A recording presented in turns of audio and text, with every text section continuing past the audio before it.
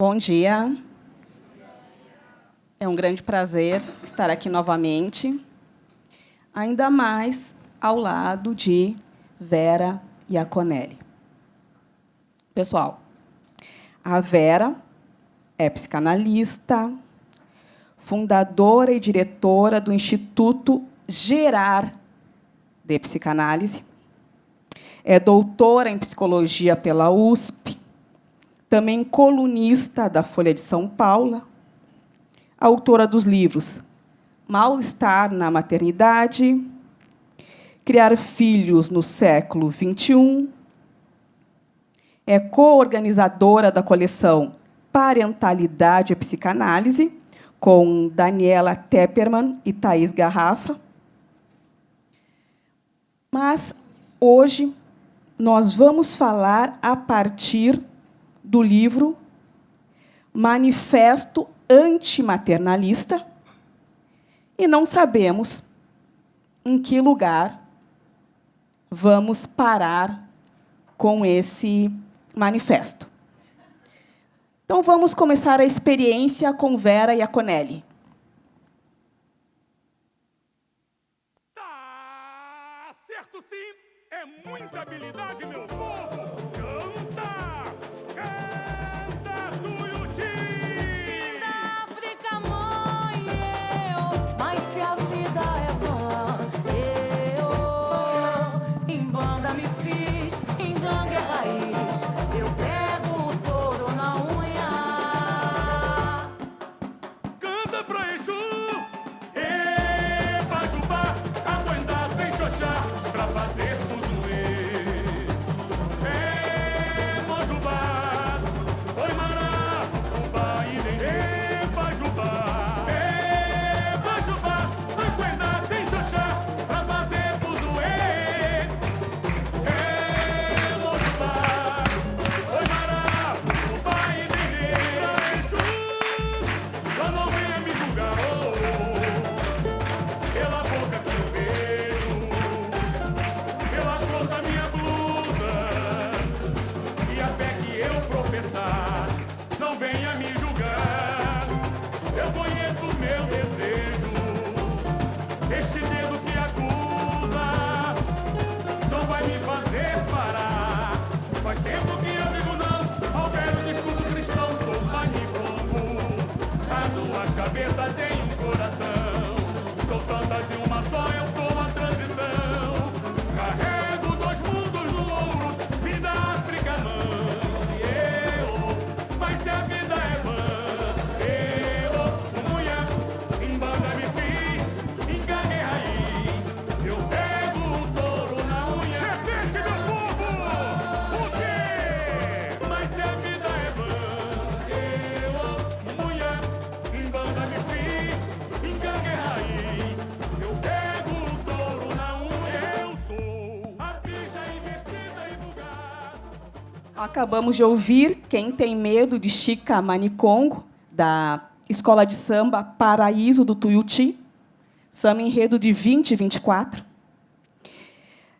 Vera, ao conversar contigo, eu fiquei pensando, quem tem medo de Chica Manicongo? E se essa pessoa sequestrada em África, no século XVI, trazida forçadamente para a Bahia,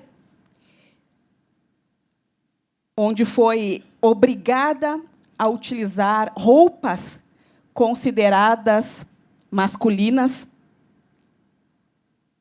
essa pessoa que foi acusada de práticas sexuais perversas pela Inquisição, e se Chica Manicongo ocupasse esse lugar de mãe, como Tia Encarna ocupa o lugar de mãe? Não sei se vocês conhecem Tia Encarna, de Las Malas, da Patrícia Sousa Vijada, que foi traduzida para o português do Brasil como o Parque das Irmãs Magníficas.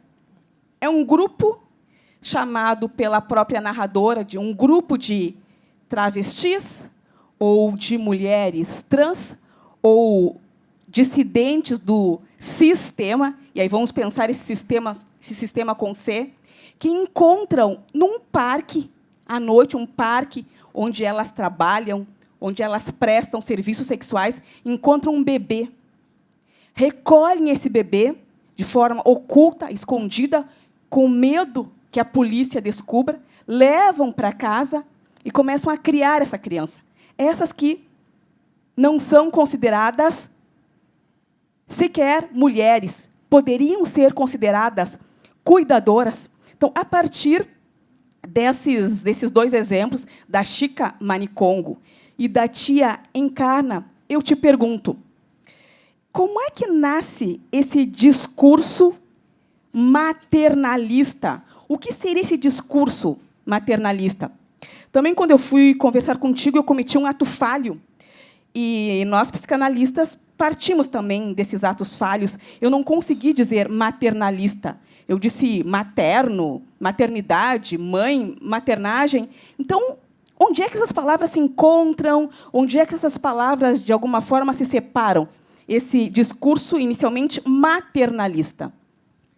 Bom, primeiro, nossa, maravilhoso começar assim, né? O que é isso? Isso foi um presente. Fiquei sabendo agora que a gente ia ter esse auxílio luxuoso da música e da tua interpretação do que você leu e da tua pergunta. E eu acho que a gente começa exatamente com uma confusão entre o que é o cuidado, o que é gestar e parir, e o que é o parentesco.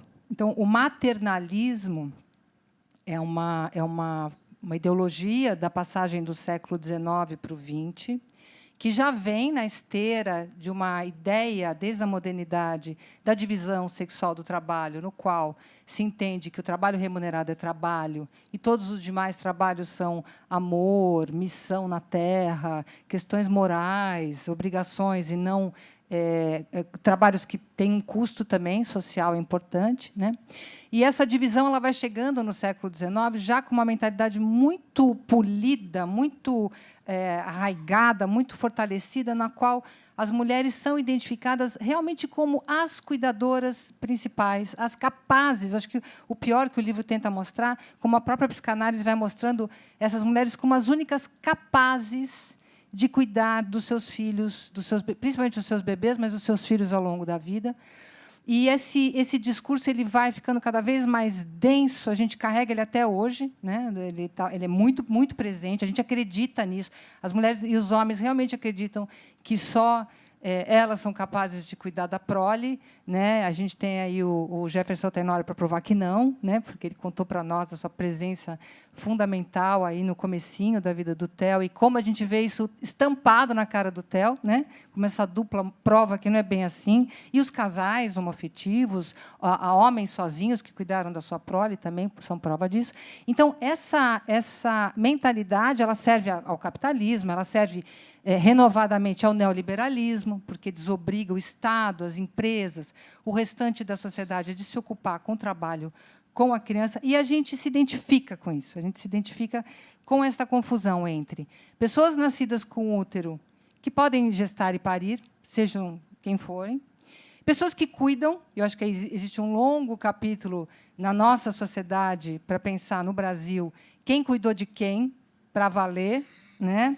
E o parentesco, que é esse nome que é totalmente simbólico, que a gente vai dizendo quem é pai, quem é mãe, que a lei vai dizendo você é pai ou mãe, ou pode ir destituindo, dizendo a senhora usa crack, acabou de parir, então a senhora não pode mais ser mãe, então a gente vai tirar o poder familiar, você não é mais mãe, viu? Não queria te contar, mas você pariu, mas não é, porque você usa crack, então vai para uma família abastada, né, branca, que vai cuidar melhor desse filho seu. Essa destituição também é da ordem legal. Então, quando a gente faz essa confusão entre esses três campos, e cada um desses campos a gente pode explorar muito para pensar o que é mãe, o que é maternidade, e a gente vai juntando no meio desses três campos, se forem três esferas com uma intersecção, no olhinho do furacão ali, a gente vai supor que quem gestou e pariu, cuida e é atribuído como pai e mãe, no caso eu vou falar de mãe, tá? No olho do furacão, ali, tem o que eu chamo o padrão ouro da maternidade, que essa pessoa que gestou e pariu é uma mulher cis, branca, de classe média alta, de preferência casada. Todos esses gabaritos que se supõe que garantiriam alguma coisa estariam no centro dessas três esferas, né?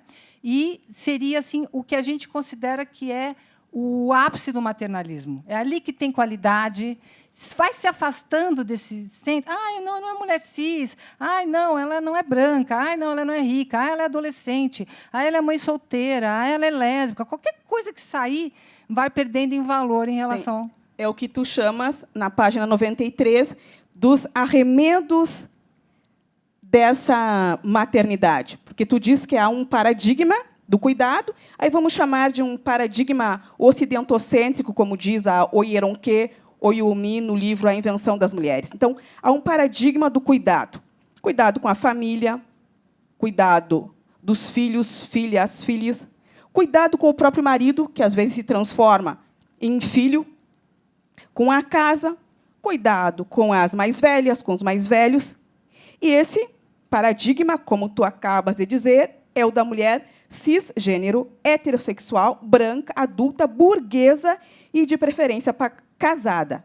As demais figuras são arremedos dessa, digamos assim, desse paradigma.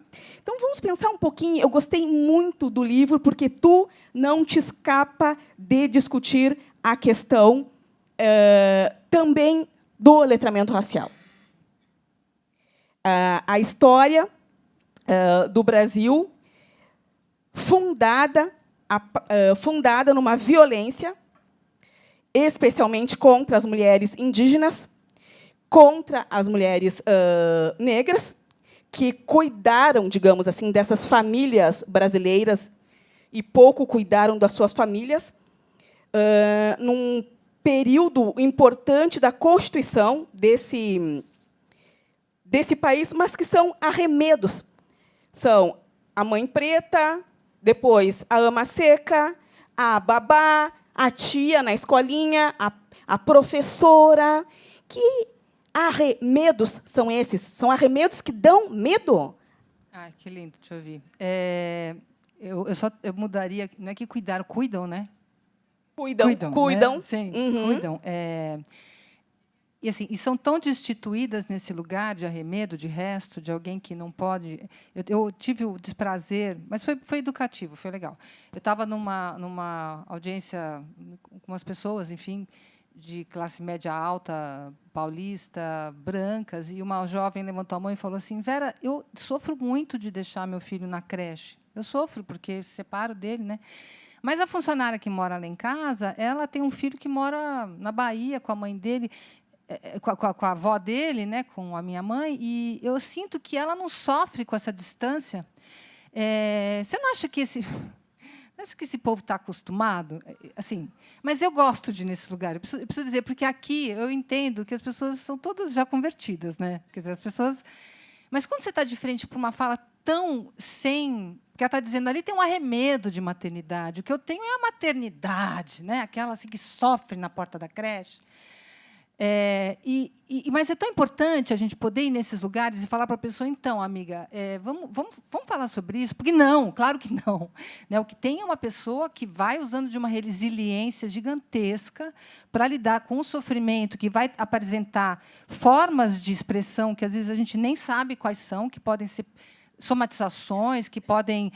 Você nem tem como, porque a pessoa não tem espaço nem de reconhecer a violência, nem de nomear, nem de dar destino, e nem de estourar uma bomba onde tinha que estourar. Né? Então, tem uma... E não tem sem perda. Agora, tem o outro lado da moeda. Né? O sofrimento dessa mãe que deixa a criança naquele filme Que Horas Ela Volta, né?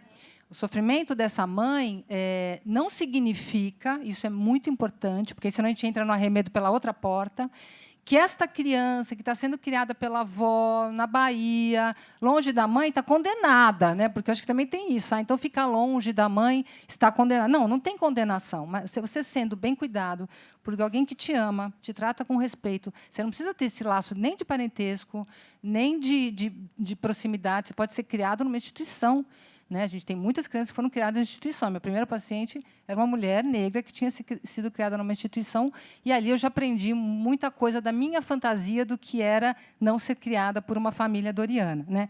Então, você vê, tem vários nuances do que a gente chama de arremedo. A gente tem que tomar muito cuidado quando a gente desqualifica por vários caminhos, né? Eu não sei se eu consegui me fazer entender, desculpa. Sim, com certeza.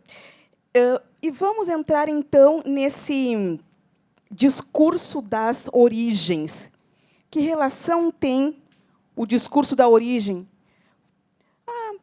Fui cuidada, muito bem cuidada, sei lá, por 2 mulheres, por 2 homens, por uma mulher e por um homem, ou por pessoas que não se identificam com nenhuma dessas tipologias. E, em um determinado dia, eu descubro que fui adotada. Aí a minha vida termina. Eu quero encontrar os meus pais verdadeiros, as minhas mães. Agora, a minha vida não é nada daquilo que eu pensei que fosse. Como é que esse desejo pela origem, que assim se disfarça, me parece, se relaciona com o discurso maternalista ou com essa ideologia maternalista? Então, é muito interessante isso na clínica, porque a gente vai desmontando isso, porque, né, o psicanalista está ali para fazer furo, né, não responde nada, ele vai dando corda na pipa para ver se a pessoa ouve o que ela mesma fala e repete, e que são as prisões da gente, né? A nossa gana por saber da nossa origem, ela é muito legal, ela faz com que a gente se pergunte quem nós somos, né? Está lá na tragédia do Édipo, de onde vim, né? E é uma pergunta sobre de onde vim, para onde irei. É uma pergunta humana primordial, porque a gente tem essa consciência de si. Somos seres que adquiriram, por bem e por mal, essa consciência de si, com ônus e bônus nesse lugar. Então, a gente segue, uma pergunta impossível de ser respondida, que a gente segue produzindo, né? Mas a gente tem alguns mitos sobre o que seria uma origem livre de sofrimento, aquela origem que garantiria seres mais bacanas, né, que, no fim, ao cabo, vão virar CEOs de empresas internacionais, e aquela coisa assim totalmente que o neoliberalismo, né, capturou, assim, vamos criar crianças que falam 20 línguas. Não importa absolutamente a qualidade ética desses sujeitos, se eles estão preocupados com o mundo, com quem está do lado, desde que eles tenham essa performance, né? Mas tem um momento que a gente se depara, para a psicanálise é importante, um momento em que a gente está em busca da origem, e a gente está em busca da origem desde os 3, 4 anos, a gente está perguntando de onde viemos e para onde vamos, né? Nesse processo, a gente olha para os nossos pais, que até então eram tudo para nós, né? O gabarito era uma maravilha, que eles iam nos proteger de tudo, eles eram a garantia da nossa existência, e a gente vê que eles são réis mortais. Isso, para o nosso narcisismo, é muito difícil, né, gente? Muito duro. É bom que as minhas filhas estão aqui, se liga, fica ligada. Agora a mensagem vai chegar aí. Que é quando a gente acha que eles estão na fase mais difícil, que é a adolescência, que é quando eles olham para você, mas que vergonha, mas essa roupa, sério, me deixa na esquina aqui, que eu vou a pé para a escola, não quero que meus amigos te vejam. Não fala isso, mãe. Quer dizer, tem aquele momento constrangedor para nós e para eles, que é um momento que também cai a ficha de que eles não são tudo, e que a gente teve o tempo todo confiando em alguém que não sabe para onde vai, o que está fazendo, e não tem as respostas, né? Então, neste momento, a gente começa a inventar, tem uma questão para o Freud, que é romance familiar, uma ideia de que a gente foi raptado, sequestrado, que não é possível que a gente seja filhos desses 3, cada um com a sua família, né? Tão decaídos, né? É um momento super importante. Não é possível que eu não seja filha de um rei e de uma rainha. Exatamente. Então, eu invento que fui abandonada pelo rei, pela rainha, e posta na casa dessa empregada doméstica que agora me cria. Sim, exatamente. Então, mas essa derrocada, ela vai nos colocando em contato com uma ferida narcísica fundamental, e a gente vai entrando, então... Isso seria o que, da ordem do humano, da gente lidando com a nossa origem, da gente lidando com nossas crises maturativas, tudo bem. Só que a gente... Como a gente tem o discurso maternalista como gabarito, como um modelo de família, uma família conservadora, burguesa, a serviço do capital, que é nós contra a rapa, né? Então, cada família se fecha, hostil às demais famílias. É totalmente o contrário das comunidades que se pensam de uma forma mais coletiva, né? Então, a família soprano, a família do Ozark, a família do... Tem vários exemplos nos filmes que a gente assiste. O White Lotus é bem isso, né? Cada um quer que o outro no hotel exploda. Enfim, e a gente vai nesse fechamento, a gente vai criando um gabarito de família. Então, só para completar essa ideia, a pessoa chega no consultório e fala assim: olha, eu estou aqui porque eu sofro, tá, ok, e eu fui criada pela minha avó. Tipo assim, e daí, assim, segue, né?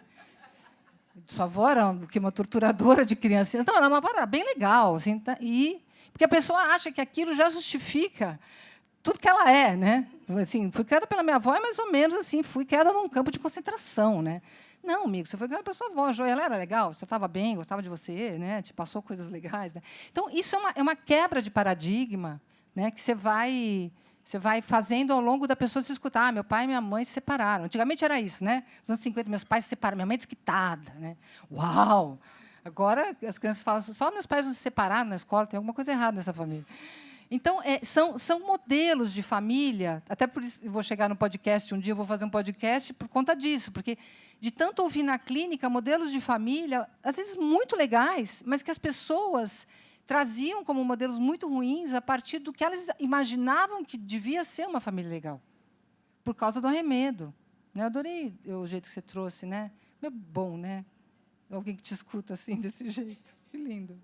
Eu acho fantástico que, numa determinada parte do livro, tu diz, mas essa pergunta pela origem, que aparece assim, quem são os meus pais, as minhas mães verdadeiras? Essa pergunta é um disfarce da pergunta seguinte: como eu me constituo como humana? Como eu me torno esta Eliane que está aqui, esta Vera que está aqui? Como eu me torno? Então, parece que precisa cair num lugar biológico, porque é esse lugar que vai me dar uma certeza, porque o outro lugar não tem certeza nenhuma. Estava evitando essa parte da pergunta, porque é maravilhosa você. Então, o que é muito desconcertante para o humano sempre é a falta de garantia. Né? A gente quer garantia o tempo todo. Né? Eu quero garantir que esse barco vai chegar inteiro lá. Vamos contar com isso. Mas, assim, tem algo da gente precisar de garantias. E eu acho que a coisa mais desconcertante é a gente descobrir que, quando a gente nasceu, imagina, né, o Theo, você nasce lá, né? Sai daquela experiência super acolhedora e vai para esse mundão, aquele oxigênio entrando no peito, e tudo é áspero. E você quer imaginar que tinha alguém lá para te pegar. Né? E um bebê como o Theo, ele acreditou, ele não pensou sobre isso, ele não tinha estrutura psíquica para pensar, ele só existiu e estava lá, e tinha alguém que pegou. Né? E alguém que pegou, e com um jeito muito maravilhoso. Mas, quando você é adulto e você olha para o bebê, você fala, e se não tivesse? É contingencial que haja alguém para nos receber quando a gente nasce. Diferentemente dos outros mamíferos, que têm uma estrutura de comportamento que vem de fábrica muito mais estável que a nossa. Com a aquisição da consciência, a gente teve que aprender a fazer tudo. Né? É a história da centopeia, que pergunta, centopeia, com que patinha? Qual patinha que você mexe primeiro? Ela começa a pensar, ela não consegue mais andar, porque aí ferrou, né? Qual a patinha que mexe primeiro? Então, a gente tem isso, a gente perdeu essa espontaneidade. Então, a gente depende realmente da ajuda de estranhos quando a gente nasce. Os pais, os cuidadores, 2 pais, 2 mães, não importa, eles são pessoas que têm que se apaixonar pela gente, minimamente. E essa paixão não vem de fábrica, porque quem nasce é desconhecido, você não sabe. Você tinha uma fantasia com a tua barriga, você estava lá falando com a barriga, se estava, também não importa se não estava falando com a barriga, mas você estava lá, ele nasce, ele é um estranho, você olha, não era bem isso, mas tá, não tem tu, vai tu mesmo, ai, comecei a cuidar, não é que ele é divertidinho, ele até sorri para mim, e você vai se acostumando com aquela bizarrice, e quem pariu sofre mais desse estranhamento, né? Porque, afinal, saiu uma coisa dentro de você que é bem bizarro. E, então, isso que nos constitui é o desejo do outro. É que alguém olhe para a gente, e aí não importa se pariu, se não pariu, se é o avô, se é o pai, se é o cuidador da instituição, mas que alguém olhe para a gente realmente com um olhar que nos acolha, um olhar desejante, que a gente chama vulgarmente de amor. E que a gente supõe que tem que ser o amor de pai e de mãe, né, numa ideia heteronormativa. E que, se for o amor de uma atendente do abrigo, já... né? Não, gente. A gente inflaciona muito esse amor. Né? Geralmente, o amor dos pais pela gente, os pais biológicos, é meio enlouquecido. E, às vezes, o amor de um cuidador um pouco mais distante... Eu aposto totalmente nas avós. Eu acho as avós o máximo, porque elas já, né, já rodaram ali, já tem uma distância legal.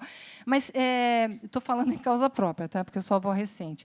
Mas tem uma coisa desse desejo que a gente chama de amor, que ele é contingente. Né? Quantas pessoas nasceram e não tinha ninguém para elas? Então, a pergunta, para chegar de volta lá... Quando eu pergunto de onde eu vim, e os pais falam, ai, meu Deus, eu vou ter que ensinar, né? Os óvulos, chegou, a mãe engravidou, quando é o pênis, a vagina. Não, a pergunta é sobre desejo. A pergunta é sobre desejo. Quem me chamou? Quem me desejou? Né? Quem estava lá para mim quando eu cheguei nesse mundão e não havia nenhuma garantia de que alguém me amaria? Né? Então, é uma pergunta que a gente vai rodeando com a biologia, vai rodeando com... E vai chegando até chegar nesse outro que estava lá para mim, que é contingente pra caramba. Pera, e esse bebê que sorri para a mãe, como tu disseste agora, a mãe, ou sorri para a mãe ou para o pai, e que parece que é o bebê que, na verdade, está salvando a mãe ou o pai, ou o cuidador ou cuidadora de alguma coisa. Né? Me lembrei daquele samba que diz, sorri para mim, porque precisa enganar a dor. Maravilhoso. Assim, essa díade narcísica, né, entre o bebê e o cuidador, e a gente tem que ampliar, né, porque... a gente tem essa coisa de achar que o amor é muito puro e gente humana não. O amor é narcísico pra caramba, né? Quer dizer, o amor, você busca no outro um retorno de quem você é, você busca um olhar, você busca um feedback, você busca é sempre narcísico, né? Você projeta no outro aquilo que você gostaria de ser e fica se rastejando para que o outro te olhe.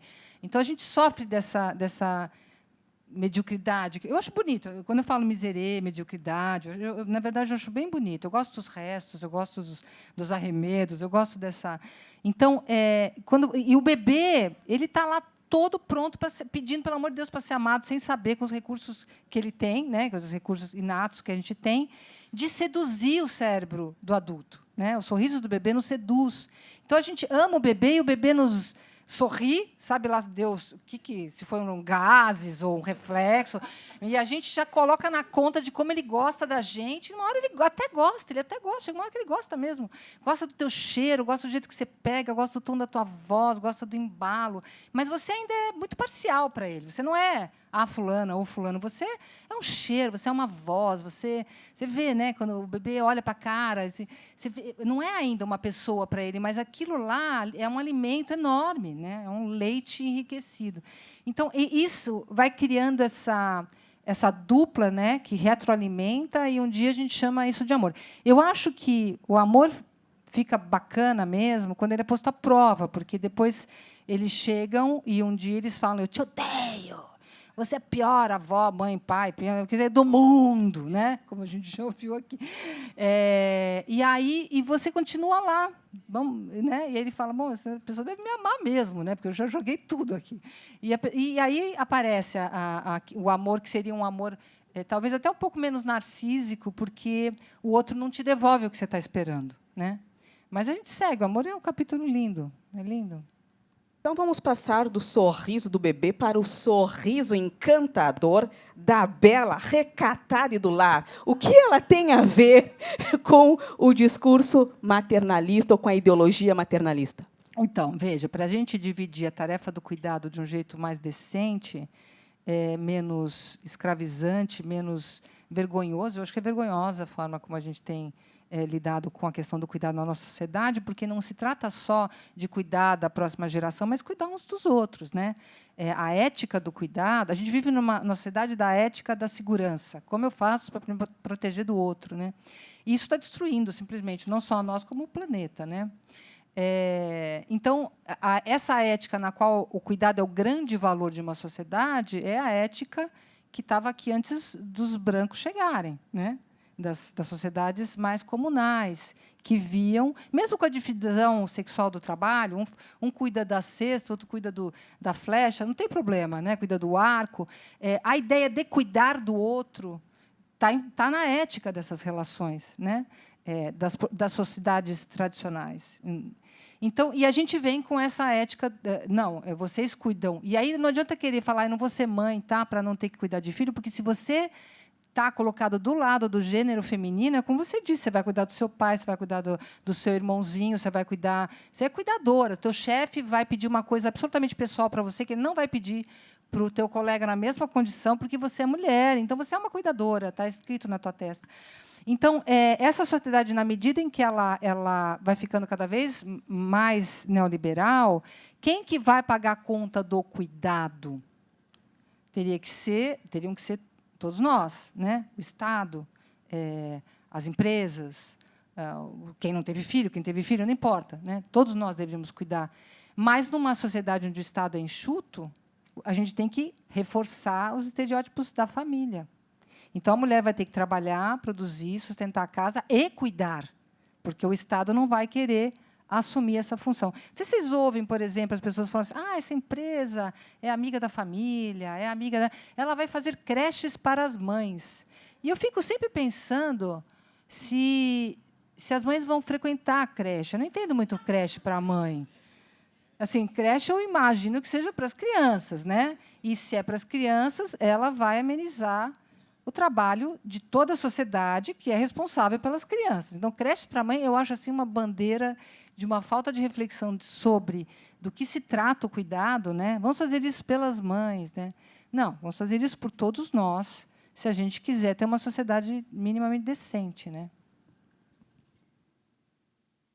Vamos trazer uma personagem, então, agora, a Madame Bovary, do Flaubert. Como é que a Madame Bovary entra nas tuas reflexões, nas tuas produções intelectuais acerca do maternalismo ou agora do antimaternalismo?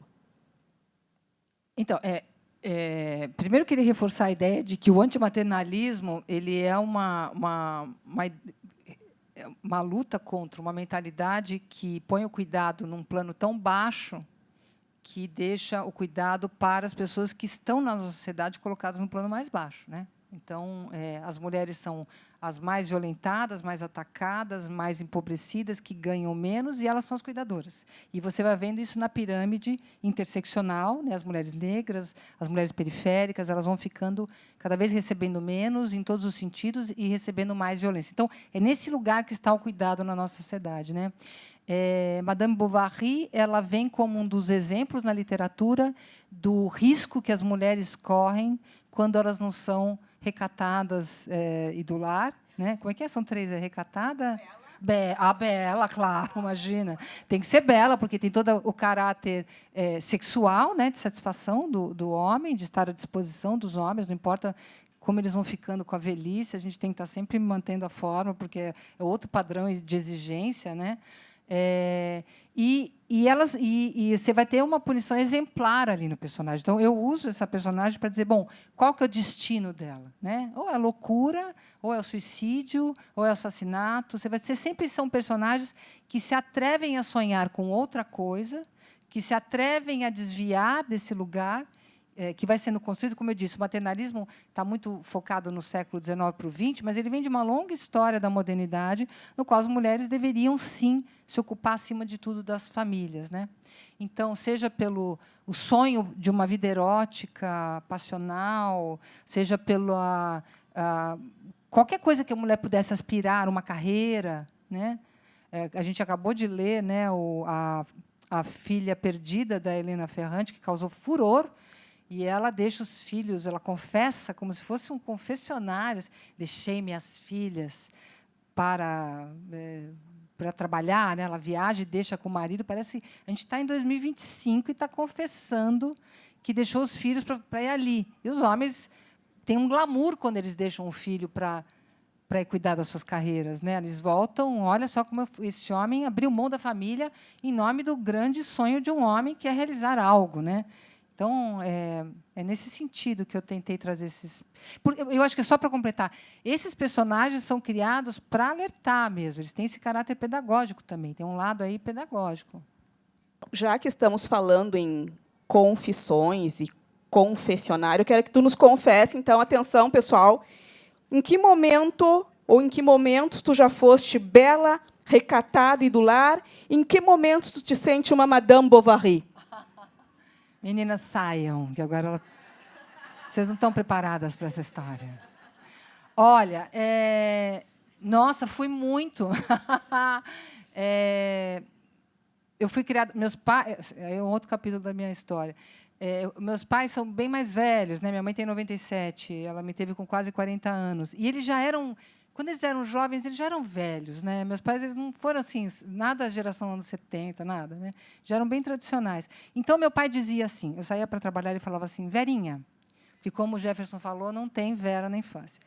Verinha, você não sai para trabalhar, eu pago para você ficar em casa. Porque mulher, quando estuda muito... Agora estou me sentindo com 150 anos, mas eu vou falar.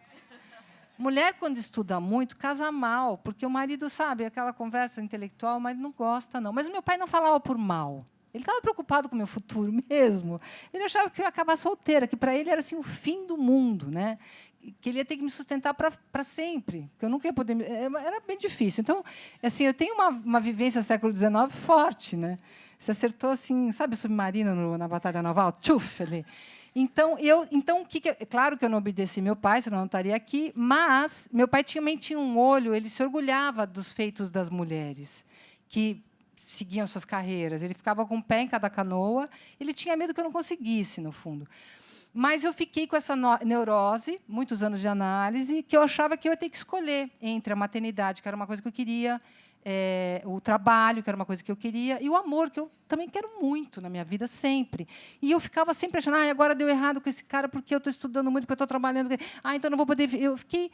E aí eu fui muito gulosa, gananciosa, quis tudo, eu fui muito ambiciosa. Eu quis tudo. Eu quis a maternidade, eu quis muito trabalho, eu quis muito amor. Não ligava muito para a ideia de casamento, mas eu queria um amor longevo, queria um namoro longo. Então, fui bem recatada naquela época, assim. Precisei de muita análise para sair desse lugar, viu, amiga? E por isso que eu tenho uma escuta simpática para as mulheres que ainda hoje chegam na clínica com uma conversa bem disfarçada, mas que o caldo é esse, assim. Eu vou ter que abrir mão de alguma coisa porque não dá para ter uma vida com esses pratinhos todos, né? Muito bem. Vamos falar um pouco, Vera, sobre os teus projetos passados. Por exemplo, eu conheço esses 3 livros, o Manifesto, Felicidade Ordinária e Como Criar Filhos no Século XXI. Como é que surgem esses livros e o que tu tem projetado? Esses livros surgem porque eu fiz psicanálise, fiz psicologia, fiz psicanálise, e aí eu fui vendo que eu tinha essa necessidade de... que eu brinco, né? Os temas, eles perseguem a gente, né? Então, eu tive a necessidade de pensar a questão da parentalidade desde o começo. Começou com a questão da perinatalidade, me interessava muito a gravidez, parto, puerpério, as violências obstétricas. Então, eu fui fazendo um caminho e isso nunca acabava, né? Aí, eu fui construindo uma pós-graduação em parentalidade, psicanálise, e eu fui escrevendo. Então, esses temas são temas afins. Depois, eu fui convidada para a Folha para escrever com um pouco mais de liberdade sobre outros temas, e fui ampliando isso aí. E o Felicidade Ordinária é uma seleção em cima das... Eu fiz escrever quase 400 artigos já para a Folha, e a gente fez uma seleção para o Felicidade Ordinária, né? Então, eu fui indo. Eu não esgoto, esse tema ele volta, porque é a minha neurose, né? Então ele volta. Né? Eu não pense que ele volta para o grande, mas já é a neurose da gente, ela fica aqui no cangote, obrigando a gente. O retorno do reprimido. Totalmente, totalmente, o retorno do reprimido. Que, enfim, você dá um destino para ela, né? Que é escrever, melhor do que fazer uma pedra no rim, né? Você faz outra coisa com ela. Mas o que não me livra de uma pedra no rim, obviamente. Mas chegou um momento que o meu editor, na verdade, ele chegou para mim e falou assim: olha, Vera, em 2016, acho que você publicou lá no Fórum do Campo Lacaniano uma coisa que me interessou muito, que era um artigo curtinho, mas era de fórum íntimo, lá do pessoal do fórum, que é a tua análise pessoal, né? O teu percurso de análise, que eles têm um dispositivo lá que chama dispositivo do passe, que você conta a sua análise para os seus colegas psicanalistas, e se essa transmissão da tua análise, eles acharem que conseguiu transmitir um processo de análise, a gente vira analista de escola e sai pelo mundo contando análise. Imagina que simpático. Contar a história do seu pai, da sua mãe, do seu irmão, enfim. Mas eu fiz isso. E isso ficou publicado lá. E o Ricardo leu, Ricardo Tepper, Montetec, muita gente aqui conhece, um querido, e ele falou, um dia você vai escrever isso aí. Um dia você falou, não vou escrever isso aí nunca. Aí que acaba o Natal em família mesmo, né? Só que eu escrevi. Eu escrevi. Então, é outro babado, não é um livro, é uma obra literária em cima dessa minha experiência, que tem uma discussão sobre a psicanálise também, mas contando a história então, desses pais mais velhos, desses anos de análise, dos anos atendendo os meus pacientes, que eu atendo até hoje, enfim, contando o que é uma análise, não contando os casos de pacientes, obviamente. E esse livro sai agora em julho, chama Análise. Então, por isso que ele teve um efeito sobre mim, porque isso que eu contei da minha família agora, eu nunca contava. E aí eu percebo que eu estou contando um pouco mais, estou me preparando as pessoas para essa bucha que é contar a própria história, né? Então, é isso. Esse é o próximos passos aí, que vai mudar um pouco desse roteiro que eu tenho escrito. Ótimo. Ótimo, Vera, muito obrigada. O Gil já me avisou que nós temos que abrir agora para que o público faça perguntas, considerações, mas, antes disso, eu vou ler uma frase que eu achei fantástica, entre outras frases maravilhosas, de Felicidade Ordinária. A Vera diz assim, na página 281, o letramento racial, assim como o reconhecimento do machismo, é sal na ferida narcísica. Ela faz aqui as considerações sobre o narcisismo como fundamental para a constituição dos sujeitos. Ela não está falando aqui de um narcisismo, desse narcisismo que nós ouvimos, fulano é narciso, enfim. Mas, por favor, leiam esse livro e prestem atenção nessa frase, que uma autora branca venha dizer isso, que o letramento racial é sal na ferida narcísica. Eu acho que nós estamos aqui diante de algo extraordinário e fundamental para o nosso crescimento, né? Para essa nossa caminhada como, eu vou dizer, Muntus ou Bantus, que é como o povo banto se auto-intitula como gente, digamos assim, sem me comprometer com os conceitos de pessoa, de humano, que, para mim, são carregados de outras dimensões filosóficas. Então, vamos abrir aqui para as perguntas agora.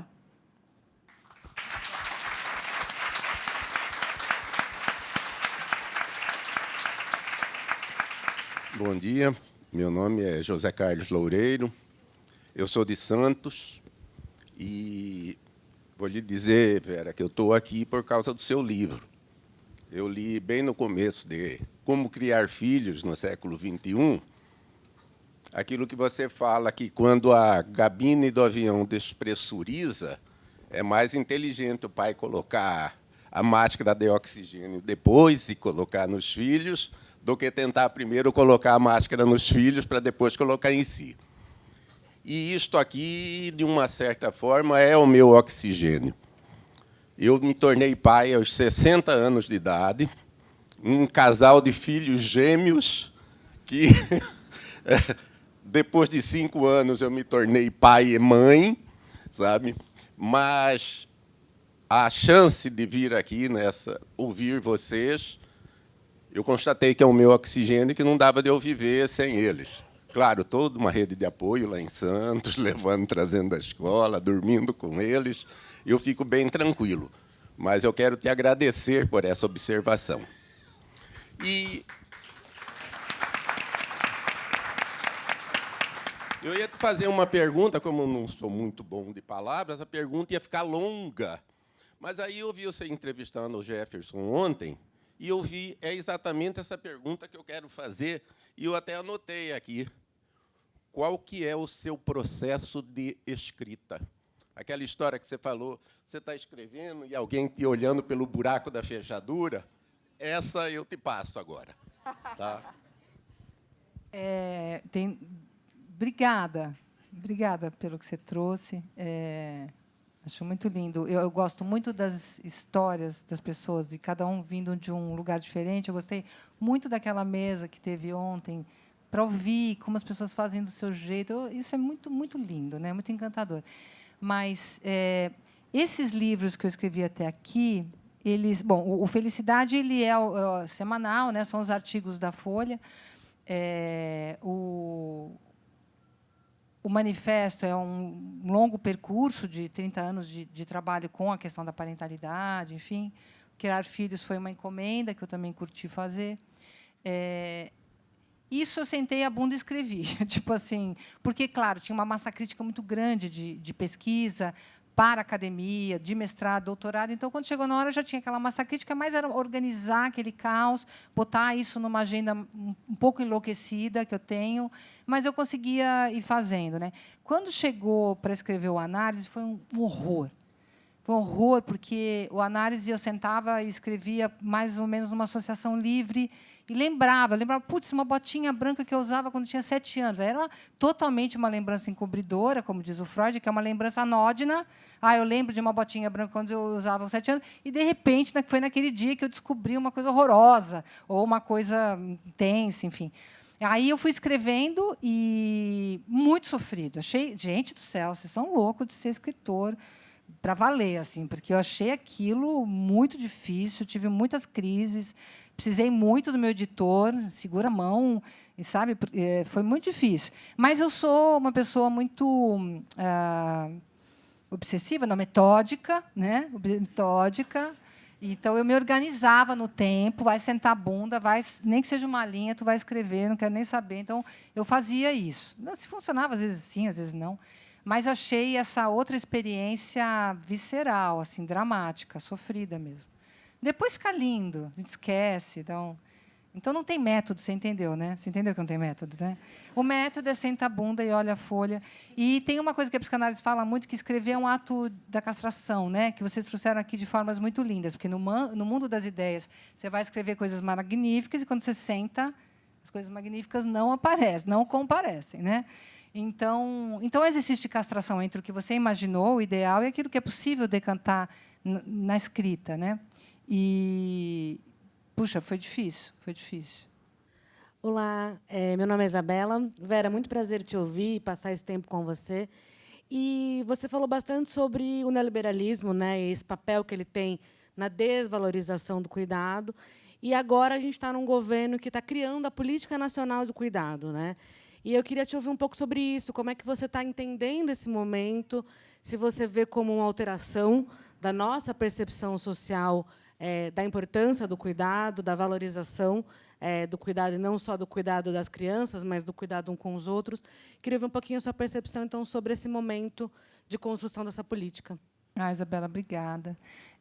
Eu acho que essas políticas são fundamentais, e essas leis são fundamentais, e esses projetos são fundamentais, mas eu estou do lado, então, e eu estou sempre junto com gente que está fazendo isso, e apoio muito, e, quando posso, reverbero os projetos de lei. Eu acho que isso é super importante. Mas o Brasil é o país das leis maravilhosas, né? E a gente sabe, por exemplo, a Lei Maria da Penha, uma lei fundamental, precisa, mas a gente não muda a mentalidade com a lei. E a gente não muda a forma como a gente... Para o bem e para o mal. Acho que o brasileiro tem coisas muito maravilhosas que a gente pode aproveitar, mas a gente vem de um caldo de cultura extremamente individualista, extremamente performático, da ordem das grandes realizações do capital e não dos sujeitos, né? Uma desvalorização mesmo da ética, do outro. E isso a gente vai ter que criar, isso a gente vai ter que fazer em outras esferas, isso a gente vai ter que valorizar, a gente vai ter que ter representatividade, né? Que os homens venham a público dizer: eu sou pai, antes de dizer que eu sou um empresário tal, que coloquem: olha, eu tenho que sair no horário porque eu tenho que buscar o meu filho na escola, né? Mas por que não manda sua esposa? Aí você fala, não, porque eu sou pai, então eu vou. Né? Então, você vai cavando, e eu tenho visto alguns homens fazendo essa posição, não é a maioria, é bolha, mas é uma bolha que geralmente está nas grandes mídias, que são os artistas, são pessoas que escritores, são pessoas que têm uma representatividade importante. Então, eu acho que a gente tem que fazer sempre o trabalho. O letramento não pode vir sem uma mudança de mentalidade, porque fica só no nível do conhecimento teórico. Alguma coisa é visceral, alguma coisa vai ter que ser criada. Né? Bom, assim, não sei se eu respondi, mas é assim que eu penso, nessa dupla face da lei e da mudança de mentalidade, da educação. Né? Léo Faria, Vera, eu vou me permitir uma tietagem, né, porque eu fiquei completamente impressionada com a sua generosidade e, principalmente, com a sua capacidade de declarar o seu aprendizado, a cada bobagem que acontecia em volta, cada colocação, como você dava importância às coisas. Essa condição, né, de se colocar como aprendiz o tempo todo deve ser um caminho para você estar onde você está. Deve ser. Bem, então, passada a tietagem, você falou dos modelos de família, né, dos criados pela avó, que é o caso do Beto. Vou fazer... Aqui, socorro, vou fazer que nem... Vou colocar, né, na roda. E o nosso modelo de família é esse modelo de os seus, os meus e os nossos. Estamos há 42 anos juntos e tivemos muitas fases nessa construção desse modelo de família. Eu tenho, hoje, uma reflexão sobre várias situações, vários erros, vários acertos, mas eu queria te ouvir nessa posição de quem acompanha, possivelmente, esses conflitos, nessa formação desse novo modelo de família. Olha, é que a gente faz supor... Léo, obrigada, viu? Obrigada pela tua generosidade. Realmente, você trouxe coisas que eu achei muito interessantes e fiquei muito encantada com a minha cabeça a mil. Eu falei até que vou escrever um artigo sobre umas coisas que a gente conversou, que passavam até pelo que eu estou conversando com a Isabela agora aqui. Mas faz supor, primeiro, que exista um modelo de família, né? Então, os outros modelos, isso é sempre problemático. Na verdade, as novas famílias de nova não têm nada, né, gente? Elas só saíram do armário, porque elas sempre estiveram aí. Elas nunca foram reconhecidas como tais. Né? E faz supor também que as outras famílias, aquelas que encheram os consultórios dos psicanalistas ao longo desses 100 anos de psicanálise, mais de 100 anos, que geralmente era a família burguesa tradicional, papai, mamãe, filhinho, estavam bem das pernas, nunca tiveram. Né? Só que um pulso muito firme, uma violência que faz calar, que faz aparecer como se tudo estivesse bem, enquanto a neurose, a psicose, a perversão corroíam e enchiam os nossos consultórios. Né? O que eu vejo hoje é que as famílias, tendo saído mais do armário e se assumido como tais, nas suas pluralidades, elas estão tendo que administrar mais relações, mais atritos, tem mais atritos, mas tem mais atritos e mais possibilidades de elaborar esses atritos. Né? Então, também, eu fui casada há 10 anos com o pai da Gabriela e da Mariana, depois a gente se divorciou, e eu estou casada há 22 com o Júlio César, ali, e também, né, são enteadas dele. É muito engraçado, assim, como não é a mesma relação que tem com o pai biológico, e eu não tenho a mesma relação que eu tenho com elas, que eu tenho com a minha enteada, mas não precisa ser a mesma. Que mania que a gente tem de achar que as coisas têm que ser iguais. Né? Eu tenho 2 enteados foférrimos, e a avó biológica talvez tenha uma outra relação, tem mesmo, né? E não é melhor nem pior. Eu acho que a grande questão que eu trago no Manifesto Antimaternalista é que a gente supõe a diferença como diferença de qualidade. É diferente, ponto. Né? Então, para o bem e para o mal, tem ganhos e perdas dos dois lados. Né?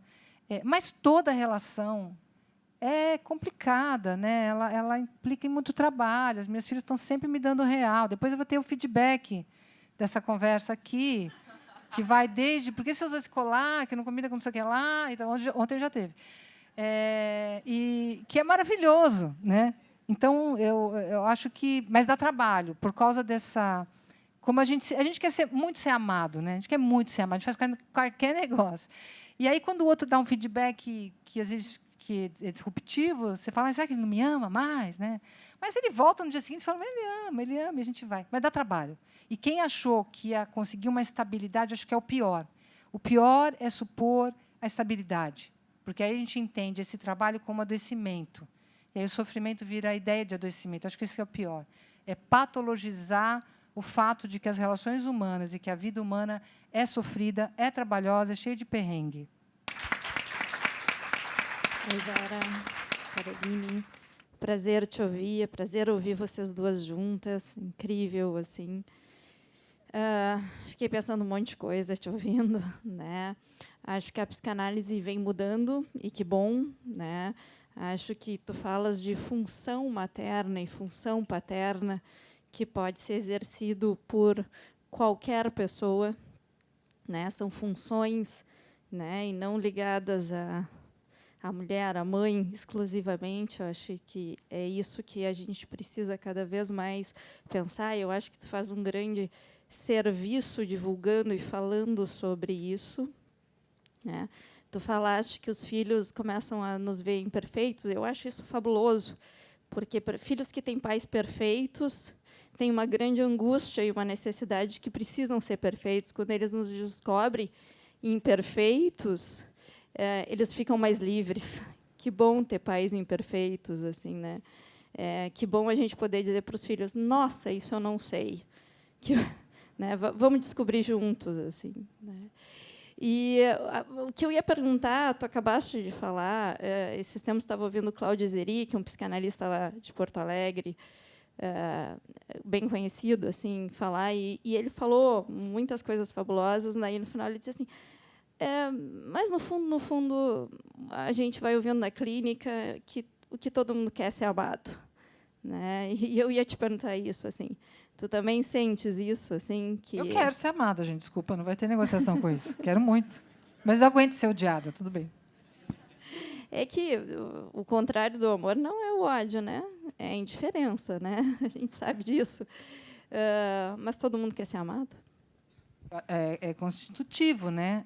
Que a gente precisa receber do outro algo de uma...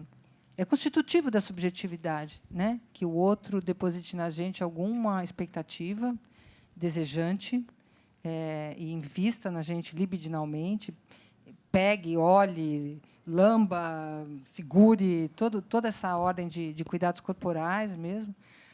E tudo bem que a gente sonhou que a filha ia ser bailarina, ou jogadora de futebol, e o filho ia ser X, e eles vão lá e decepcionam a gente, porque a gente tem que sonhar, e eles têm que poder fazer o que eles querem com isso, e a gente aguentar esse abismo, né?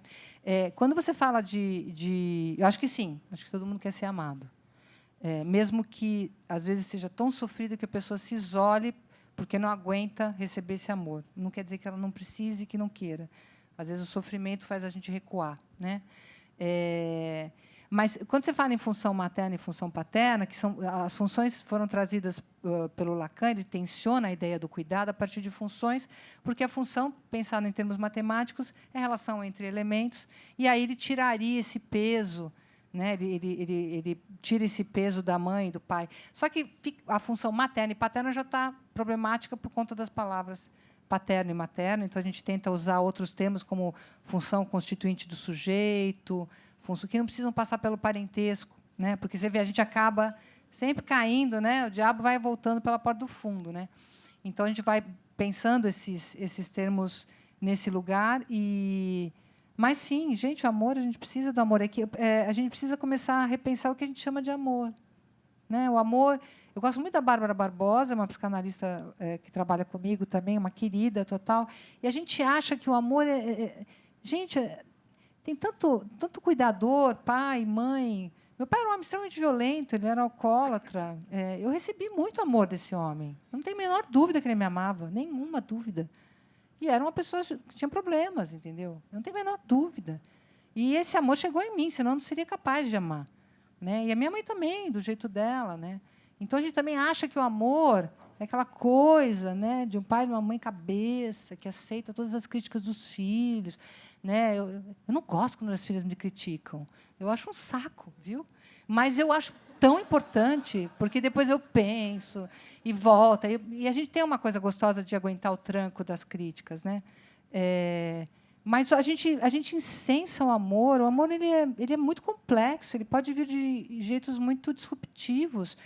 Por que digo isso? Puxa, porque tem um outro livro que, por sorte, não está aqui, que chama Mal-Estar na Maternidade, que foi um caso que eu atendi, que a menina pariu e deixou o filho na lata do lixo do hospital. E depois ela volta, é uma longa história, ela volta e ela cria essa menina. E eu entendi que ali tinha uma mãe, não no primeiro tempo, no segundo tempo. Ela formula a maternidade e ela cuida. E toda a história foi tentar tirar essa maternidade da lata do lixo. Que não começou mal, mas muitas coisas começam bem, vão mal, e muitas coisas começam mal e vão bem. Então, vamos repensar o que a gente chama de amor, porque senão a gente fica fazendo coisas ruins, eu acho. Vera, eu te conheci muitos anos atrás, era um congresso de neurociências e tinham no congresso principalmente neurologistas e neurocirurgiões. E foi muito impactante, porque o neurologista tinha acabado de falar a respeito dos ritmos circadianos, e ele falou que Deus, com certeza, tinha feito todo o sistema hormonal da mulher diferente, porque ela conseguia passar a noite toda acordada e, no dia seguinte, ela estava firme e forte para enfrentar o dia. Então, assim, que a mulher, realmente, desse ponto de vista, precisava ser estudada. E aí você sobe ao palco e fala da depressão materna. Foi uma coisa muito impactante, porque foi uma palestra na sequência da outra, e você traz aquela realidade que a mulher também tem que dormir, e aquela contextualização toda foi muito impactante, porque foi uma palestra na sequência da outra. E você mostra ali até algumas imagens de uma mulher linda com um bebê no colo, e, de repente, 5 minutos depois, ela tinha pulado de um prédio e tinha suicidado. Assim, as histórias se misturam, mas isso causou um grande impacto em todos nós, né?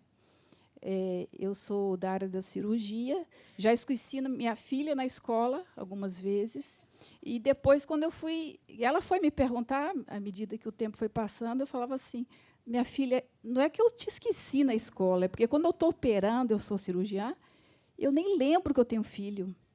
E isso é verdade, e tem que existir pessoas assim, porque senão as mulheres também não poderiam operar, né? Então, a verdadeiro mindfulness, né, existe na prática, né? E isso não impede de nada que eu tenha uma relação maravilhosa com a minha filha. Mas o interessante disso tudo é que a gente vê que você tem mudado essa história da visão de todos nós com relação à maternidade. Isso é uma coisa assim que tem causado uma alegria muito grande para todos nós. E, nesse ponto de vista, eu posso dizer que a medicina tem me envergonhado. A violência obstétrica ainda está aqui, presente. Você falou que nós somos os convertidos. Eu fiquei muito, vamos dizer, feliz com essa fala sua. Mas, infelizmente, assim, estou falando pela minha área, a gente tem poucos convertidos na medicina. E você tem realmente mudado essa história, então, uma gratidão muito grande por isso. E que você imagina, daqui pela frente, nesse futuro próximo, quais serão os próximos passos para que a gente consiga fazer com que esses passos sejam mais largos e a gente tenha mais pessoas aí convertidas como nós. Obrigada. Obrigada.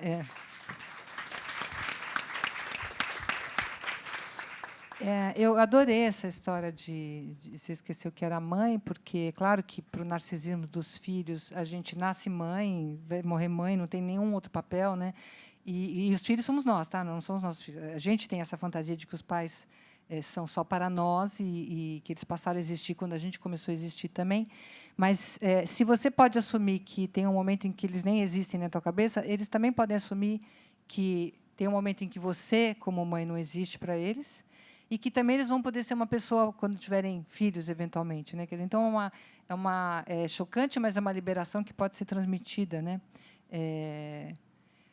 Eu acho que... Nossa, eu tenho uma visão tão ambígua do próprio otimismo. Assim, eu acho que a coisa não está boa, não acho que vá melhorar. Eu acho que a gente luta contra forças gigantes, a gente luta contra forças do capital que são gigantescas. Mas eu sou muito insistente, cara. Eu peço socorro às vezes. Eu insisto muito. Cadê socorro, linda? Eu insisto muito. Eu insisto. Eu quero. Tem que enxugar gelo? Eu quero enxugar esse gelo. Vai ter que enxugar esse gelo? Eu vou enxugar esse gelo. Eu não vou querer que isso aí derreta só. Quero enxugar esse negócio, entendeu? Então, eu acordo todo dia falando, não, eu vou continuar falando de violência obstétrica, vou continuar falando de depressão pós-parto, eu vou continuar falando de parentalidade, e vamos ver quem ganha. Eu vou, né? E o cara vai, não pode, mas eu vou mandar minha cartinha todo dia. Esse é meu compromisso ético. Desculpa. Então, vamos seguir no ritmo. E não vou aceitar não, e o não está dado, e o não está dado, e o não está dado. Esse é o meu método. Meu nome é Isabel. Minha pergunta é talvez mais uma opinião sua sobre se as instituições de psicanálise no Brasil estão conseguindo se repensar e repensar as formações diante das novas configurações todas, diante das lutas das minorias, diante, enfim, de um mundo que é completamente diferente do que era mesmo há 50 anos atrás, quiçá há 120, né? Então, ouvi um pouco a sua opinião sobre isso. Se a gente está conseguindo, se a psicanálise está conseguindo cuidar da sua ferida narcísica e se repensar diante de um mundo que é outro hoje. Olha, eu acho que as instituições, se existem hoje instituições psicanalíticas se repensando, pensando na interseccionalidade, pensando no seu lugar no mundo, pensando no contemporâneo, elas estão no Brasil. Ponto. Né? E as pessoas estão vindo da Europa para falar com a gente aqui. Isso não significa que todas, da melhor maneira, e que o assunto está acabado. Né? Mas, se existe aqui, eu acho que a gente deveria se orgulhar muito disso, viu, gente? Porque os europeus estão vindo aqui nos ouvir, porque aqui existem psicanalistas negros falando coisas que interessam, e lá, na Europa, não. Né? A Europa ainda não descobriu o racismo, a Europa não descobriu a misoginia. É impressionante. Assim. Então, aqui a gente tem uma psicanálise robusta, que tem um trabalho gigantesco para fazer ainda, de letramento, de se juntar nas instituições, também por causa dessa ideia meio igrejinha, das instituições se juntarem. Eu penso em instituições, eu coordeno uma instituição e eu penso ela de uma forma excêntrica. Eu não quero que as pessoas entrem lá e fiquem aglutinadas, eu quero que elas saiam, vejam outras coisas, que as pessoas que circulam lá circulem. Eu gosto de excentricidade, eu não gosto dessa coisa fechada em si mesma. Isso dá muito trabalho, isso é muito promissor. A gente tem uma ação afirmativa consistente com relação aos optantes. Isso significa enfrentar os atritos, ver onde que dói, repensar, e todo o tempo a gente está se repensando. É muito trabalhoso, é muito, muito gratificante. E como a gente vai botando os professores lá também, porque às vezes os alunos falam assim, mas eu sou o único, que legal, eu consegui uma bolsa para estudar na instituição tal, cheguei lá, só tinha eu, não tinha, ninguém lia a Lélia Gonzalez, ninguém lia autores negros, brasileiros, Isildinha Batista, né? Isildinha Batista, Neuza dos Santos Souza, exatamente. A própria iniciadora, Virgínia Leone Bicudo. Exatamente. Assim, não tinha no currículo nenhum desses autores, e então tinha cotas. Você entrava ali e ficava totalmente oprimido, né? Então, a gente é toda uma mudança mesmo de mentalidade. Você tem que pensar, puxa, se alguém vai coordenar esse curso, por que eu vou chamar mais um psicanalista, por mais que ele seja renomado, mais um psicanalista branco para assumir esse curso? Por que eu não vou chamar a Priscila Santos Souza, que é uma psicanalista maravilhosa, jovem, negra, que acabou de vir da Argélia, onde ela pesquisou Fanon? Assim, você tem que fazer todo dia. Todo dia, volta atrás. Puxa, mas os alunos não têm acesso aos livros. Tá, então, como a gente vai fazer? Quem que vai doar livro? E como é que eles vão ter acesso à supervisão? Então, a gente vai fazer uma rede clínica. Então, como é que eles vão ter acesso à psicanálise de qualidade? Todo dia. É uma batalha maravilhosa. mas que tem que ser travada e está sendo travada no Brasil. Então, quem fala assim, a psicanálise é anacrônica, papá, desculpa, você está no Brasil, você tem acesso à psicanálise de ponta aqui. Não precisa ir rebolar lá na França, não, que a língua é difícil. Vem para cá, fica aqui, que a coisa acontece aqui.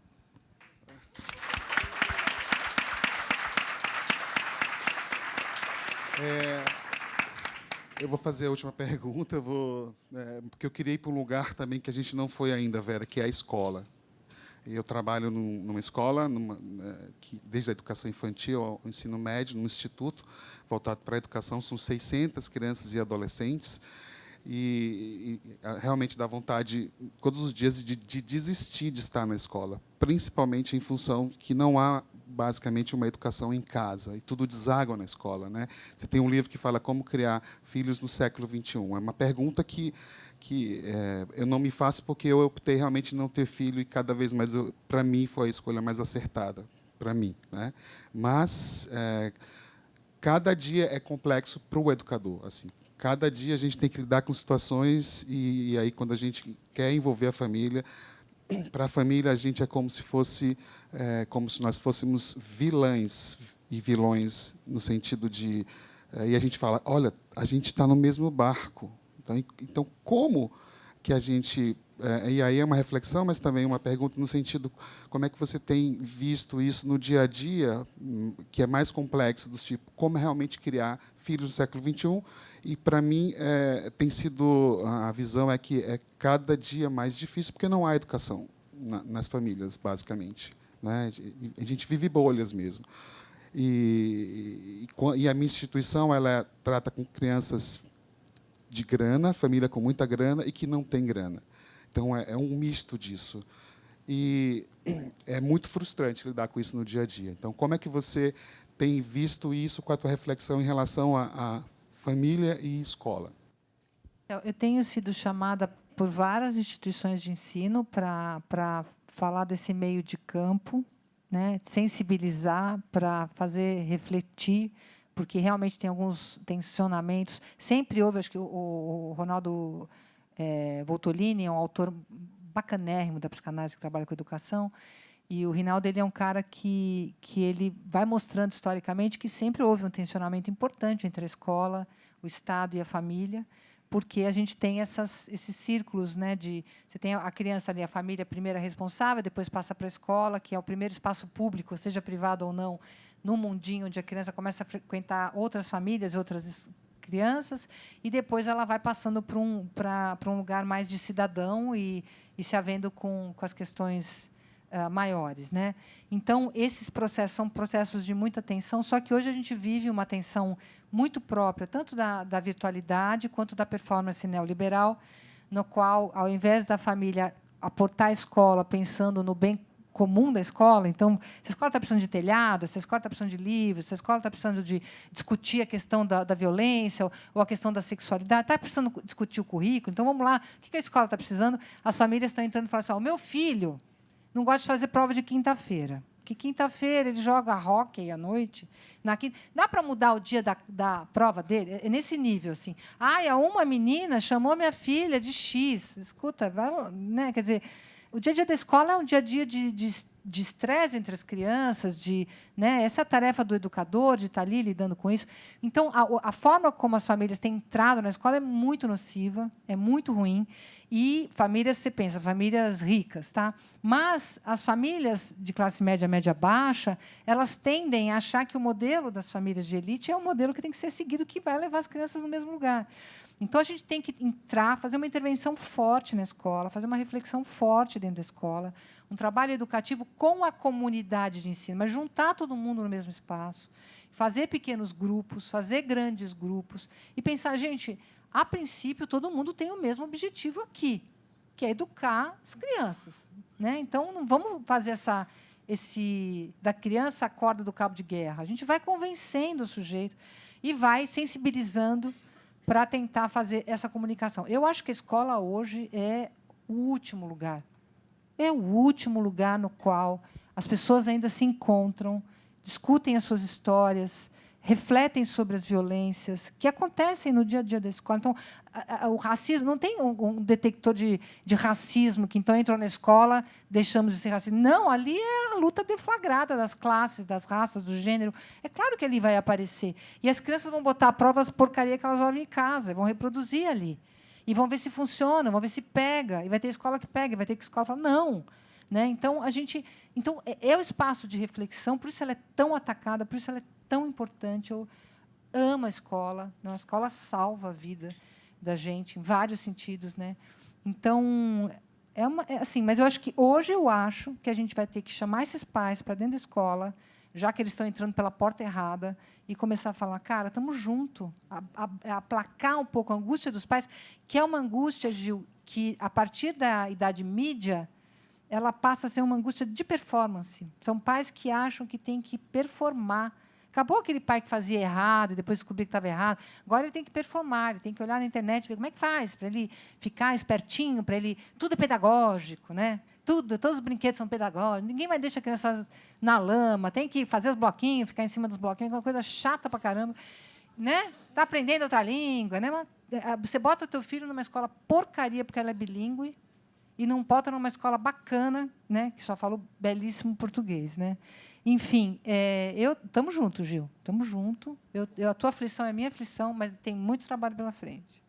E você quer falar do teu podcast, que é super bacana? Quer falar um pouquinho? Então... Então, o podcast começa com a premissa de que a gente pode pegar uma pessoa que você acha que conhece, que deve ser só maravilha na vida dela, porque você admira o que ela faz, e você vai escutando a história de família, você vai perceber que as histórias de família são, de fato, sempre originais, sempre um pouco disruptivas, sempre muito mais interessantes do que o modelo óbvio e patético, né? Heteronormativo, X. E então surgiu esse podcast. Então esse podcast chama Estranho Familiar, a primeira temporada. Agora ele estava patrocinado pela Casa do Saber e aí não foi renovado. E a gente assumiu o podcast com o nosso nome. Então vai ser o mesmo podcast, mas vai chamar, nossa, em primeiríssima mão, hein? Não sei nem se eu posso. Walter, você não vai poder escrever sobre isso. Chama já, esta não é uma sessão de análise. E aí as pessoas vão ser convidadas para falar sobre a família delas.